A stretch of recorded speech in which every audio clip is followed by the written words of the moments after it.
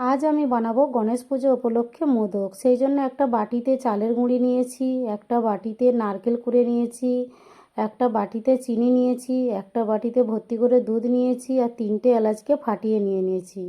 তো প্রথমেই আমি কড়াই একটু জল দিয়ে চিনি নারকেল কিছুক্ষণ ভেজে তারপর ফাটিয়ে রাখা এলাচ দিয়ে আরেকটু ভেজে নিয়ে একটা বাটির মধ্যে তুলে নিলাম। তারপর ওই কড়াইতেই দুধ দিয়ে দিলাম। তারপর চালের গুঁড়িটাকে আস্তে আস্তে দিয়ে ভালো করে মেখে নিয়ে একটা ডো বানিয়ে নিলাম।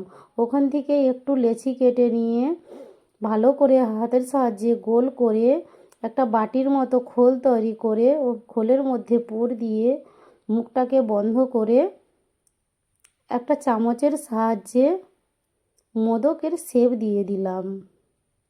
এইভাবে আমি একটা একটা করে সব মোদকগুলি বানিয়ে নিলাম। তারপর একটা পাত্রে জল বসিয়ে রেখেছিলাম আগে থেকেই। তারপর তাই ঝাঁঝরি দিয়ে মোদকগুলিকে সব দিয়ে একটা ঢাকা দিয়ে দিলাম।